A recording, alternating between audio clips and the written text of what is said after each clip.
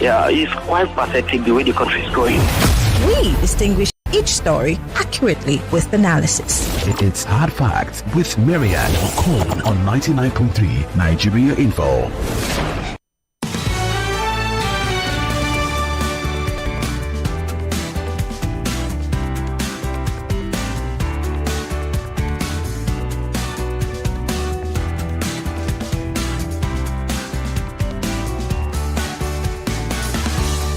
.3 Nigeria Info. 4 minutes gone past the 5 o'clock hour. Welcome to the Big Hard Facts. Tonight on the Big Hard Fact, we'll be asking tough evidence-based questions about the push for state police.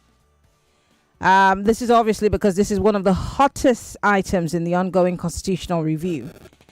With insecurity worsening across the Nigerian states, the big question is, can devolving police powers to states deliver faster response times, better intelligence, and safer communities, or are we risking the politicization and abuse of state policing?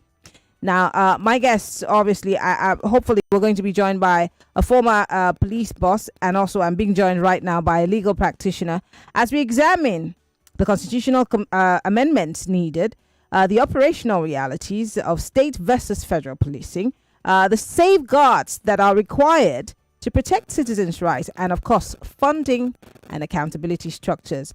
So we're going to be looking at all of these issues this evening. Let me introduce my guests quickly.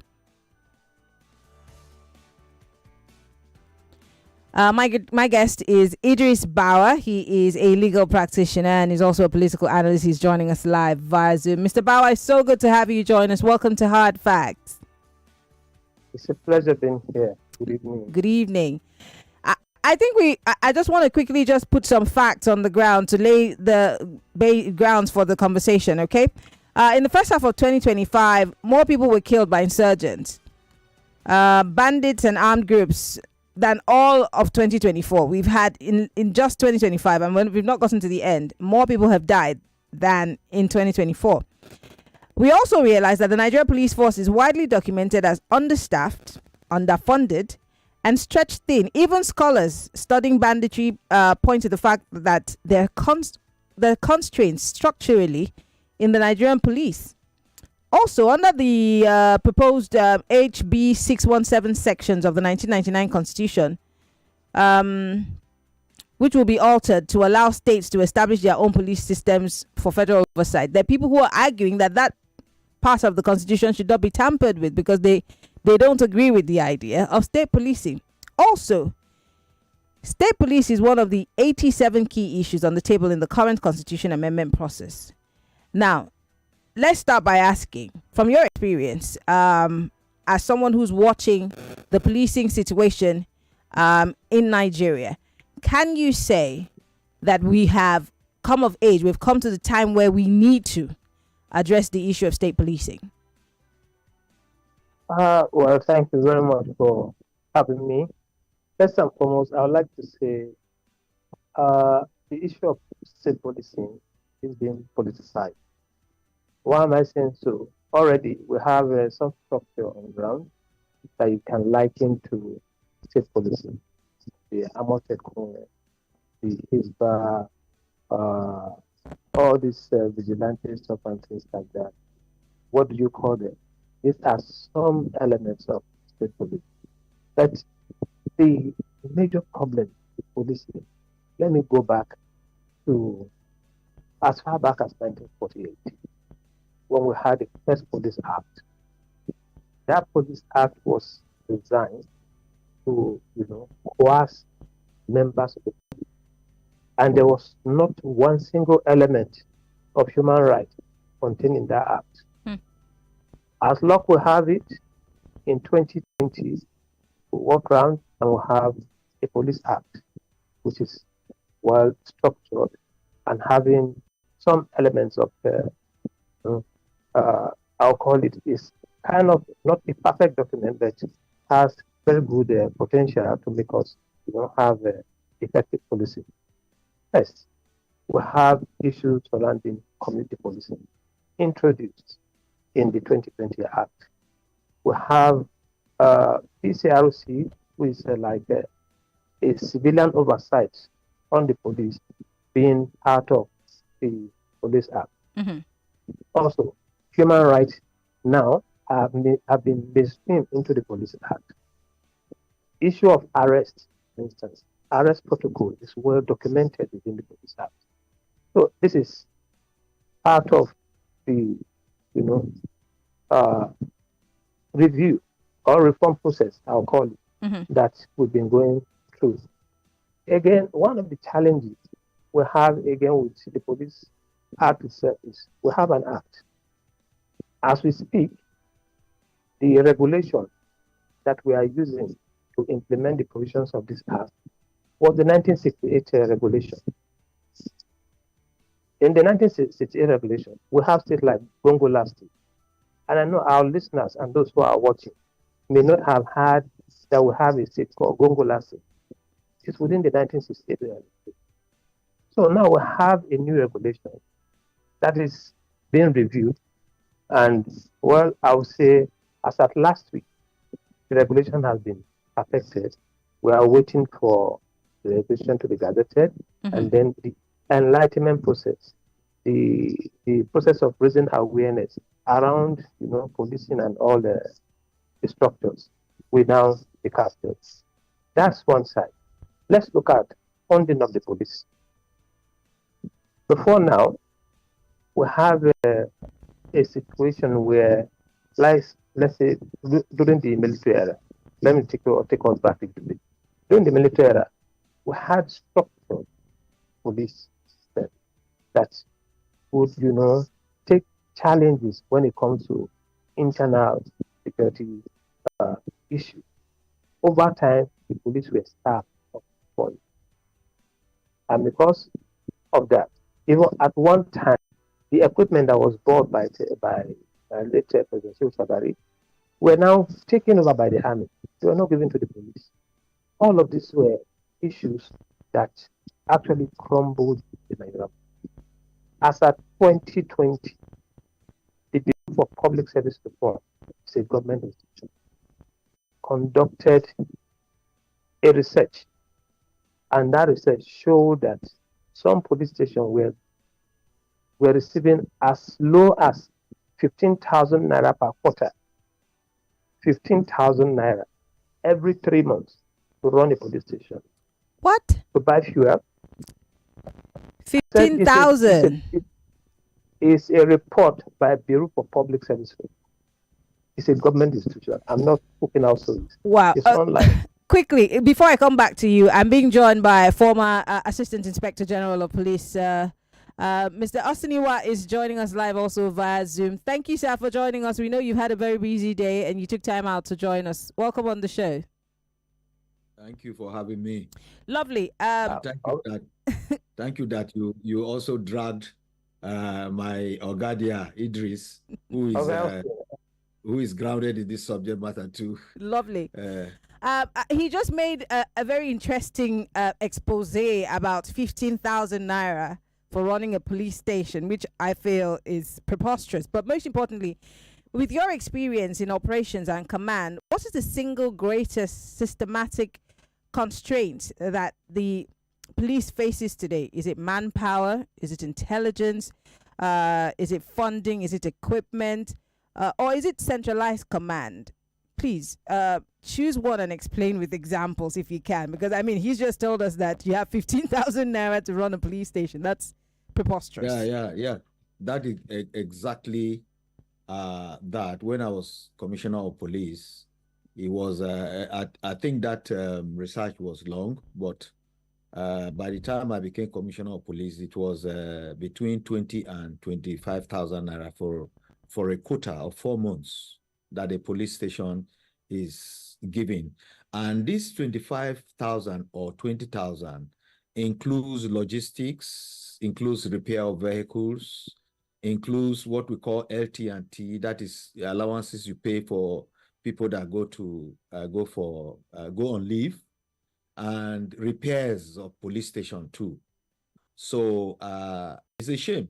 It's a shame. It's a shame on the Nigerian government and people that that is what you are giving for people to run police station. Myself, as the commissioner of police at the state level, we were giving like 2 million or 2.5 million. And it's not as if they give you the money to do whatever you want to do with it within certain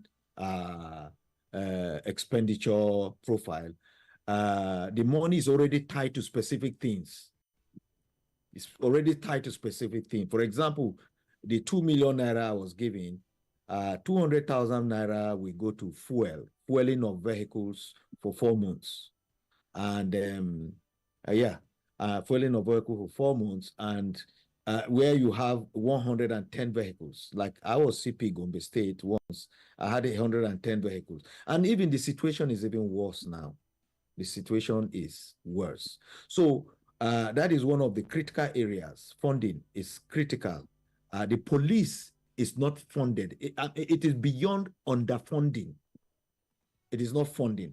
Not only in the police station, even in critical areas of service delivery. Take, for example, one of the critical areas of police service delivery is in patrol. As a matter of fact, patrol is the beginning of policing. Police, when the first set of police were created in the early 19th century, their job was to patrol. And you will be sad that there's no funding for patrols in the entire country, including other areas like investigation. There's no funding, there's no budget head for these things, including police station. All these things that Idris has mentioned are overhead.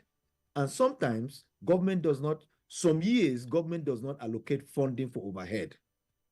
So which means those areas of the police will suffer. So that is one of the key areas, including other areas that had to do with, like I mentioned, investigation too. There's no funding for investigation. There's no funding for patrol. These are core police duties. Rather, the police, the government is more focused on support services of the police. Support services of the police. You know, for example, purchase of vehicles without maintaining the vehicles. For example, forensics, for example, without even training forensic experts, you know, and several other areas. I think at this point, the show is over. We can just open up the phone lines because this is because the average Nigerian has questions. They call you and say, "Oh, there's a robbery going on in an area," and the police says, "Well, we don't have fuel," and it's ridiculous for anybody to hear that the police does not have fuel, which you have. And it's true. Because there's no funding for fuel. Yes. Or we say, "Oh, well, we're going to have a forensic investigation into a murder or something that happened," but then there are people who have not been trained in forensic. Yes. Yes. So again, maybe I can ask you the question: should the police in itself be decentralized? Because I know state governments buy you vehicles. They try to, say that they want to support the police to help them, in dealing with security. Are state governments, supporting you better at the state levels as opposed to the decentralized, or rather the central policing system? When you say decentralization, I really don't know what that means. State policing, that's what I mean. State policing. Yeah, when you say decentralizing the police, sometimes maybe you are talking about state police. Yeah. Is that what you're talking about? The state police that I'm talking about, because let's take, for example, in the US, you have the NYPD, you have the Chicago PD. These are different. Same thing for the United Kingdom. You have the Met Police, you have Scotland Yard. Well, you need to understand the histories of the policing of those areas, especially the US. The US are community based. Every community that is formed has its own developed. Yeah, they have the sheriffs also. Yes, yes. Yes. So, and you need to understand that the American United States, they call it United States of America, was formed by the different parts. It wasn't formed by the central government. You get my drift? It is states. America had independent states that came together and formed the United States. So you will understand that each of these states and communities had their own laws and had their own ways of doing things. But in Nigeria, it is the central that creates the state. In US, it is the states that created the center. So sometimes when people try to give comparison in America, this is what happened. They forget the history and the politics that led to those formation. But I understand you are talking of decentralization in terms of the argument that the current system is over centralized, or maybe the current centralized system is overstretched, and so you need a state policing system that will enable each state to design its own responses that is tailored to its own unique security challenges. I'm sure that is what you mean by decentralization of the police. And the police has already been decentralized by the creation of the commands in each state. It's systemically a decentralized system. Moreover, in every state now, there is a quasi-police force that is existing in every state. But they're not necessarily recognized by the law to carry arms. So that's the difference between those people and the Nigeria police force. But that is the problem. The police job is not about arms. It's not about arms. It's about prevention. And when we talk about prevention, you have to go to the core, the root. Once the root cause of crime is prevented, you don't need arms. And preventing the root cause requires a multi-agency, multi-institutional, multi-governmental collaboration to deal with the situation. So I don't know why we are fixated on arms rather than, for those of you that are familiar with the UK, let me just give an example. You don't see police officers carrying arms around because communities are involved in policing. My colleague there mentioned vigilante and all those structures that are accommodated by community policing. And with that, you don't need people carrying arms. Once you begin to focus on the root cause of crimes rather than the symptoms of crimes that we keep pushing all over the place. Okay, let me come back to you, Mr. Bawa. I noticed that you were trying to say something, but quickly, let me just add to what you want to say because I have 3 minutes before I go on a quick break. The bigger argument, other than whether we should have state policing or not, is what are the legal safeguards that can be put in place to make sure that these state policing systems do not become private militia for governors at the state level. As a legal practitioner and someone who's a part of civil society, what do you think? Well, initially I told you that the issue of state police is being rather politicized. You have to do constitutional amendment first before we even talk about state police. For me, just adding to what my colleague said, Austin, it's not about state police that we should be focusing on. It's about intelligence. What happened to the community policing structure that we started way back in 2003? Yes. I can assure you that 90% of officers don't even understand the principle of community policing. So yes. These are basically the problem.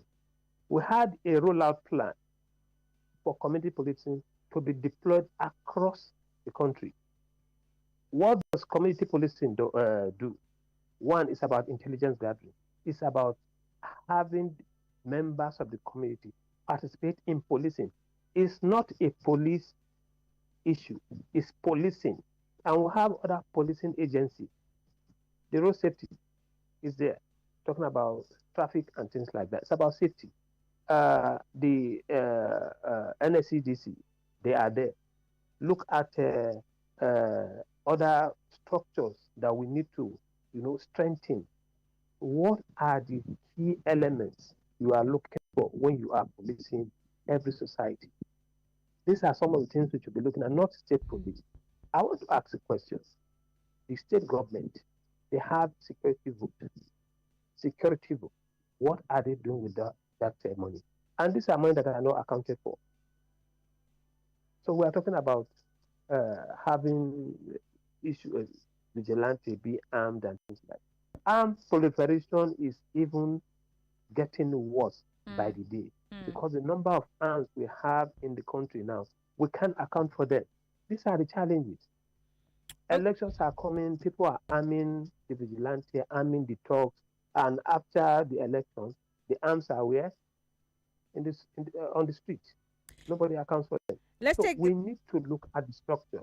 Okay, let's take a quick break. Mr. Bawa and Mr. Iwa will be right back. If you're just joining us, we're live on facebook.com/Nigeria Info FM. We're also live on YouTube. This is Hard Facts, and we're talking about the importance of state policing, or maybe if you want to put it differently, community policing. What must be done? My guest says amend the constitution first and then deal with the other issues. We'll be right back after this break. Stay with us.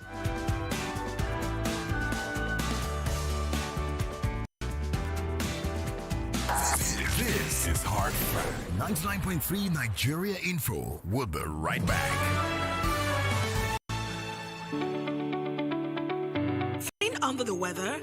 Tired of getting sick? Immunase from Vitabiotics can help. Immunase is a supplement packed with vitamins and minerals like vitamin D, zinc, and selenium that support your immune system.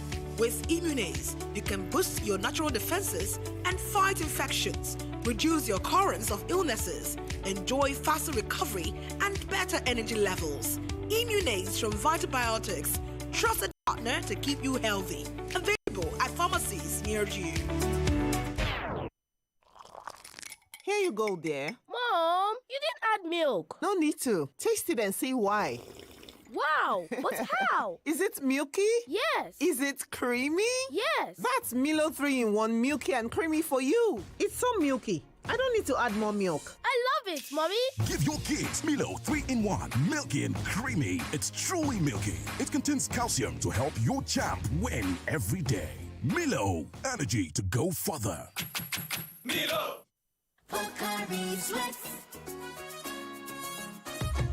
My ions, please, can't get enough. My ions, please, give it to me now. It gon' rehydrate you, yeah. Replenish your ions with Pocari Sweat. Rehydrate you faster, easily observe. Pocari Sweat, give me some more. Pocari Sweat. Omo, you dey find where you fit bet sharply and shout anytime. I love bet day here. Come I love bet. Football. Day. Withdrawal. Now sharp. Odds with a boss brain. 100 million casino jackpot. You choke. Omo, your life will change with iLot Bet. Bonus boku when you sign up. And iLot Bet iBot AI. There to help you for predictions matter 247. No dollar. Sharply download the iLot Bet app now or visit www.ilotbet.com. If you snooze, you lose. I play, I win. iLot Bet. For 18 years and above, play responsibly. In the kitchen game, there are players and then Agba Ballers, MVP, Player of the Year, 10-0, no rival. Become an Agba Baller with the new improved Maggi chicken flavor, made with a flavorful formation of onions, celery, turmeric to bring out your top game in the kitchen. Elevate the taste of your everyday dishes with delicious rich chicken flavor. Oh yeah, let's go. New Maggi chicken flavor, my game changer. It's the choices you make that set you apart from being good to being great. My choice? Nivea Men Deep Body Lotion with Max Tech, powered by Black Carbon. Gives you both dark wood fragrance and 48-hour moisture. And my other top choice for all-day freshness, Nivea Men Deep Roll-On for 72-hour protection and fragrance with Max Tech, powered by Black Carbon. Skin is for playing it smart. Nivea is for skin. It's amazing how your child grows up before your eyes. Enable their thriving development and the care they need with the new NanKid 4 with HMOs to support your child's development, probiotics to help your child's digestion and development, and high-quality proteins to support age-appropriate growth. And all of these work together to support your child's development and growth today and tomorrow. NanKid 4, nourish your child's potential. Okay now. Dependable insurance. Oh God, you are the next insurer. See as the boys the Allah. All the ladies the Allah. Insure your car protection from accidents. Unforeseen loss, you can see them. Mistakes are meant to happen. If you don't jam the car, they'll jam yours. You beat them. Yes, you will get them arrested. Your plans for that day is affected. You waste your money, you waste energy. With AXA, you can be protected. Get the protection that pays today. Call 0700 AXA Mansa to get a motor insurance that pays. AXA, know you can. Little body, big moves. Little brain, big learning. Your little child is eager to do big things. Every sachet of Cerelac Junior comes with the nutrition they need: natural grains, protein, and iron to support their physical growth, learning, and development. So you can fully enjoy your little one's big moments of growth. To dey healthy, not be for show. Na life where you suppose dey live. And if you dey cook light with power oil, then you sabi wetin dey healthy. You dey stay active, e mean say you stand fit. Chop light, dey move body, no excuses oh. Power oil dey your kitchen. Now you get am, feel am, enjoy am. Make you dey confirm, make you dey 100% fit. Power oil, na your lifestyle choice. Power oil. Let me just you guys. So, Judith visited me a few weeks ago and brought food stuff. While unpacking, she pulled out John Vent's 3-in-1 chocolate and started hyping it. Creamy, tasty, and more. I just smiled and nodded, not taking her seriously. Fast forward 2 weeks, I'm calling her, asking where she bought it because I need more for my family. Once you've had a taste of instant goodness, there is no going back. John Vent's 3-in-1 chocolates. Enjoy instant goodness. Bro, I'm really tired of being in the friend zone. Why? It's lovely. You can't be serious. 100%.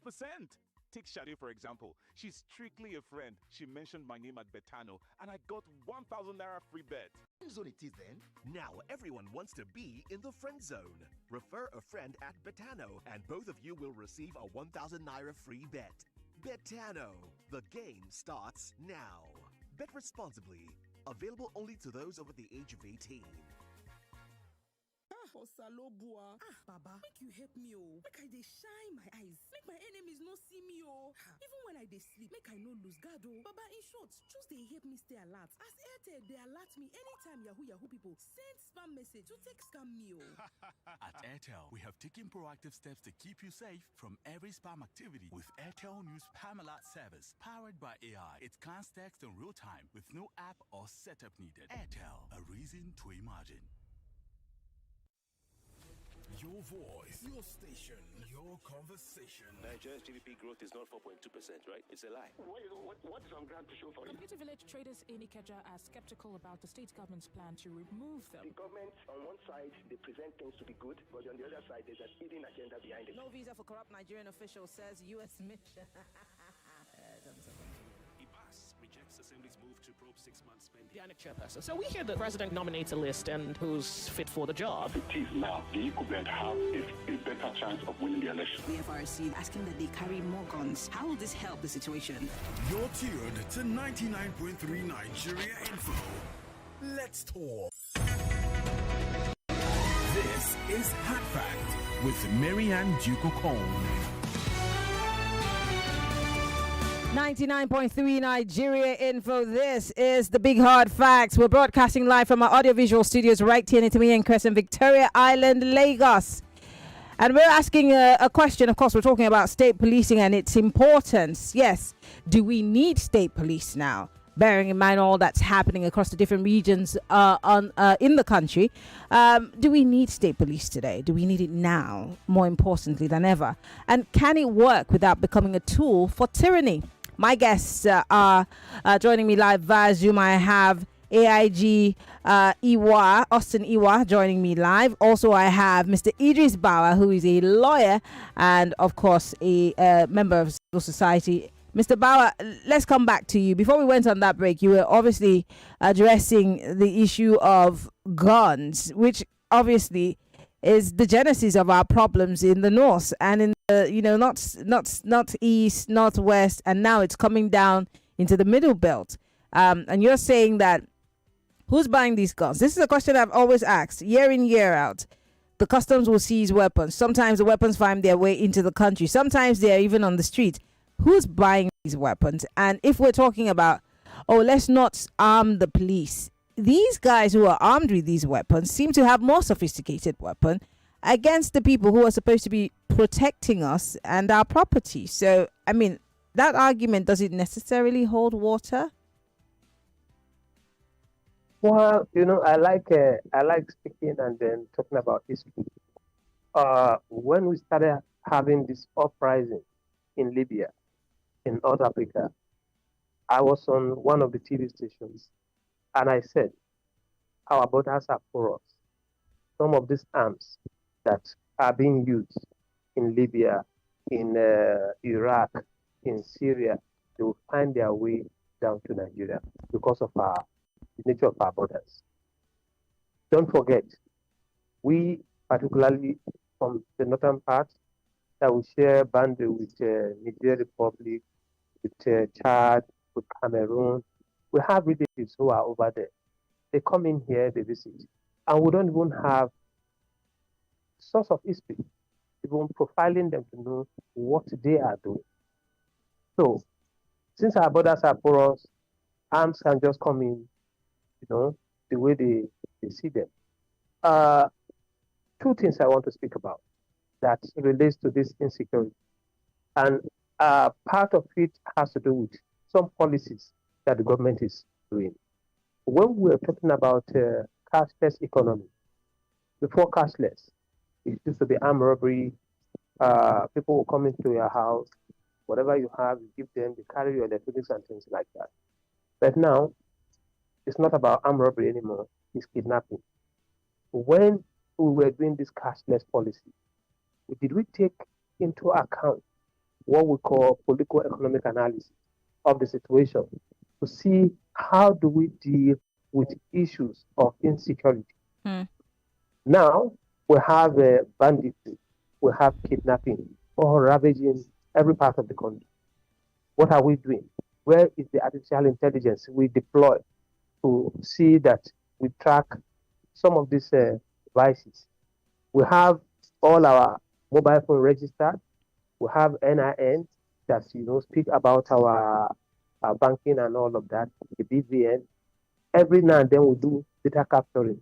Come to licensing, come to passport giving, all about data. But we don't have a single data register or registry rather that warehouse all of this information.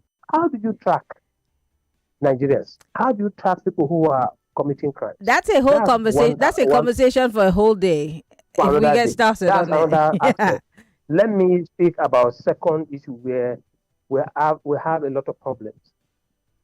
The government came up with the policy of we want to feed ourselves. We want to ensure that food sufficiency is there. We started growing rice and things like that. Just look at the places where we have an issue of bandits. Are places where we grow food, from Benue down to Niger, down to Katsina and Zamfara. Why is this so? Because we didn't do the political economic analysis to address the question, what is in there for me? The importer who is importing rice, the countries where we are importing the rice from, you think they will fold their hands and then billions of the investment they get from our importation, they allow it to flow like that? It's not going to happen. So we needed to do that political economic analysis to address the question, what is in there for me? For the importer, the person who is importing rice, how do you pacify him? How do you ensure you bring him on board? That is what. The country where you are buying rice from, you are stopping the rice. How do you ensure that these are addressed? So again, some of government policy, we don't take into consideration a lot of things before we roll out this policy. They are beautiful policies, but again, how do we manage the outcome of this policies? Let me come back to you, AIG Iwa. There's just a lot to talk about. I wish we had all day to just dwell on these issues. But let's talk about the corruption that's bedeviled the police force. It's the elephant in the room. There's no how that we're going to talk about state policing or community policing without talking about the NPF in itself and all of the issues that have bedeviled it. We still have police officers collecting bribe on the road. We see them harass people. We see all kinds of things happen. If we must begin to push for state policing or community policing, intelligence gathering, we obviously have to take out the issue of corruption, because if I spot a corrupt police officer, I know what to do for him. It's for him not to search my boot if I have a dead body in it or I have drugs in it. I know what to do. How do we deal with that hydra-headed monster in the police force? I don't know why we always think that police that corruption is unique to the police. Corruption generally is a Nigerian problem, and but you're law enforcement. We need to make sure that at least law enforcement has right-standing men and women. Is that an excuse? Yes. Well, one of the things we can do is to make sure that we have a systemic, we have a sustained, and we have a multi-level approach in dealing with infractions in the police that we're talking about. Of course, we know that police corruption is deeply entrenched, and it is fueled by poor oversight, weak oversight, internal weak oversight, and external weak oversight. It is fueled by poor salaries and remuneration. It is fueled by political interference, a lack of accountability, and then a weak justice institution. So, but for us to address all this multifaceted problem, we need, first of all, we need legal reform that has to do with strengthening legal frameworks. We need to amend laws that clarify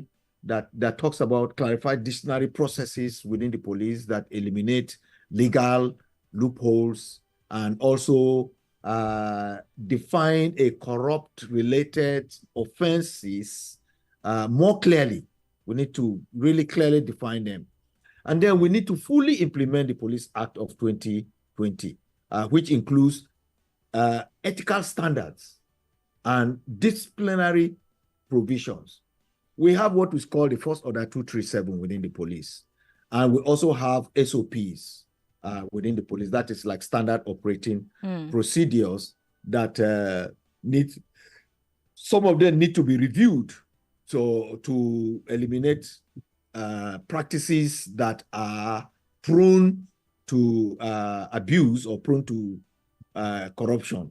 And then internally, we need to also be able to establish or strengthen anti-corruption policies within the police. If the police has anti-corruption policies, it needs to be looked into again, so that the emphasis on asset declaration and if possible, periodic lifestyle audits for officers, especially at the senior level. And then, and this is within the legal framework I'm talking about, we need to see how we can institutionalize zero tolerance and zero tolerance to corruption within the police.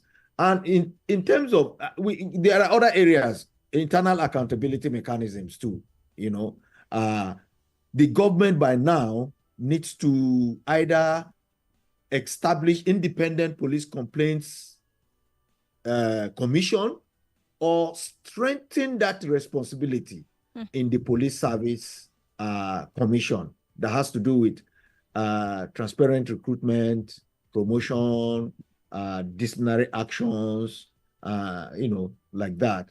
And also, external officer too, if it is possible. Now that we are talking about community policing, if you look at the Police Act creates a structure for community policing that involves communities. And if that structure is implemented, you have a situation where you have a kind of community oversight over police in their respective area. These are some, and then again, of course, training, recruitment, training, leadership development that needs to be reformed.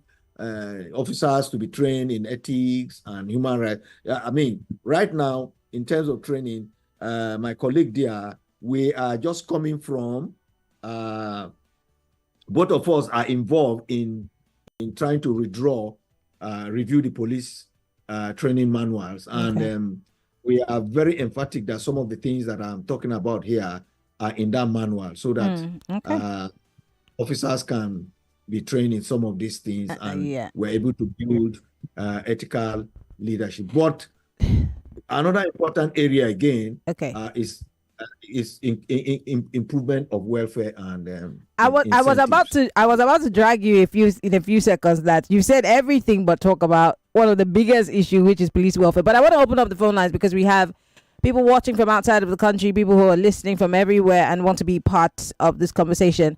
Because we have just 9 minutes on the clock, we'll take 30 seconds, just go straight to the point and ask your questions. Hopefully we can get our guests to respond to them.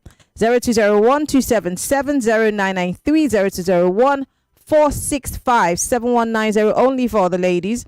If you're listening on WhatsApp, join the conversation, 080-959-75805. Send us a message. Would like to hear from you. Go ahead. 30 seconds each, please. Try as much as possible to go straight to the point. Welcome to Hard Facts. Good evening, Maryann. Jonathan. Yeah. Now, you're getting weapons from Iran and all those areas are coming into the country. Then who is bringing them? That is the issue. Now, this is a case of impunity. Our case is very simple. It's a case of impunity. People just do what they like and go for scot-free. They can track where those weapons are coming from and get hold of those people that are bringing it. I'll make an example of them. But no go happen. Enjoy your evening. Thank you very much for calling. Do you remember that they say they have not necessarily been trained in forensics? I mean, there's a lot to be dealt with within the police force. Hello, welcome to Hard Facts. Good evening, Maryann. Good evening. My name is Ambrose. 30 seconds. No wonder the police, when you go to the station, they will tell you to pay for bail, to pay for monies they will use to write materials. These people, how do you expect them to police well? And it's these same people that Nigerians are speaking for that when you get to the station, they will still torture you. You look at what the caller, your guest is saying now, that they are bringing people from foreign this thing. What is, and these politicians are protecting themselves, Maryann. What's wrong with us? How can we get out of this mess? All right, thank you very much, Ambrose. Your time has gone. 30 seconds is all you have. Please go straight to the point. Hit the nail on the head so you just don't go on and on and on. 0201-277-0993. Welcome to Hard Facts.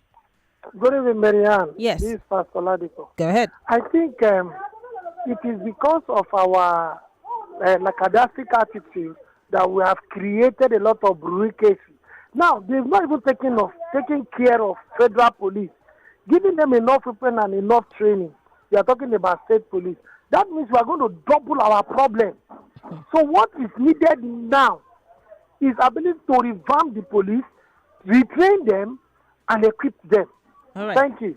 Thank you very much, Pastor Ladipo, for calling. 0201-277-0993, 0201-465-7190. Let me go to social media and read some of the messages that are coming in. Don't forget, we're live on Facebook and on YouTube, Nigeria Info FM. Join the conversation. We would like to hear from you. Okay, let me see the messages that we have on YouTube. You can post your comments on YouTube and on Facebook. I would like to read from you. But let's start with WhatsApp here. Someone says, all these issues that they raise, are they saying state police will address these issues?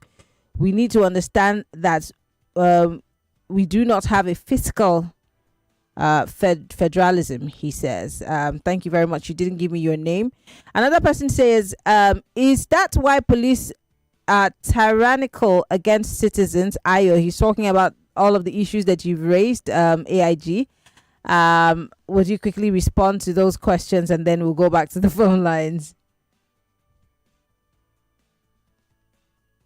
Oh, okay. Whether that is why police is tyrannical. Yes, and another person is asking that, okay, all of these issues that you've listed that you have as problems, will state policing or community policing address them, especially issues of funding, training, and on welfare?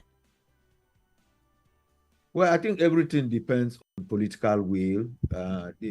Depends on we developing stronger institutions and empowering citizens and making sure that ethical leadership is leveraged. Funding has to do with government. I mean, government has to look at areas, core policing areas, and develop funding lines for them. Right now, you don't have that. You don't have that. Like I said earlier, you don't have a budget line, for example, for stop and search, or a budget line for each police station. There are close to 8,000 police stations in Nigeria. They work on overhead costs. And in a budgetary year where the government does not allocate overhead, those police stations don't see cover. And then we need to treat every police station uniquely. What does the police station and the community require for it to be effective, and address it? Because no two police stations are you have urban police station, rural police station. Even within in the urban area, you have police stations that are situated in GRAs that literally nothing happens, and there are police stations that are situated in high commercial areas that constantly face challenges. But above all, training is also very critical, and the welfare of the citizens. Okay. But and then when you do not provide for police, you create the avenue for abuse of power. The average police officer is under tremendous pressure from the community as well as from his superiors to perform, to show results. And that police officer is not supported by anything, whether it is forensic support, whether it is intelligence support, or any other support that will make him deliver. So you find him working under pressure to deliver. Because I don't have too much time anymore, I'm going to just close with Mr. Bawa. Mr. Bawa, the concerns I picked from the tone of my callers is, yes, you're asking for these amendments to be done and these reforms to be put in place. Does that ensure the political will to deal with the issues of funding and proper equipping and the welfare of policing, whether it be at the national level or at state levels? This is the concern, because yes, okay, let's get more police officers at the state level. Is there a plan to accommodate them, in your budget? I have just a minute, 42 seconds. Well, unfortunately, that question should be directed to the authority that be. But you're one of those who's advocating and pushing for reforms. Okay, my advocate for reform basically the recruitment process to be looked into, because a number of times those persons that were recruited over time, you see some of them are maybe some criminals, some thugs who have been used by political officers have been brought into the Nigerian police force, and that is a very big challenge. Secondly, my colleague talked about training. As we speak today, we have the Administration of Criminal Justice Act and laws replicated across the states. We say that statement taking must be recorded. How many police stations, as we speak today, have such equipment to record statement of defendants? How many? Even in FCT here, I think we have only 2. In Lagos, I think we have 2. And those 2 in Lagos and Abuja were funded by international organizations. Wow. So again, where is the political will by government to ensure that we have proper policing structure in place. So we are talking about state police. It's not going to work as far as I'm concerned. Okay. It's not going to work. Unfortunately, that's all the time I have. But these are conversations we need to keep having, especially when they soon, start asking for us to vote for them. These are questions that we need to put forward to them. But I want to say thank you, former AIG Austin Iwa and Mr. Idris Bawa, who is a legal practitioner. Thank you so much, gentlemen, for coming on the show. And we can only hope for the best in addressing this issue of policing across the country. Thank you so much for coming on the show. Thank you for having us. Thank you for having us. All right. Thank you. Well, Lagos, that's the show. We want to thank you all for being part of the conversation. If you missed the conversation, go on YouTube, Nigeria Info FM, and you can watch a repeat of the conversation. Or better still, you could go download the Nigeria Info FM app. I think that you can find a podcast of the conversation today. My name is Maryann Okon. Follow me on Twitter, Instagram, and Threads, MIMIEYO. Better still, you can just search for Maryann Okon and follow all of Nigeria Info FM's portals on Twitter, Instagram, Threads, and TikTok. I'll be back tomorrow on the Big Hard Facts, where we'll be talking about the Ogoni situation. Bye-bye. Have a good evening.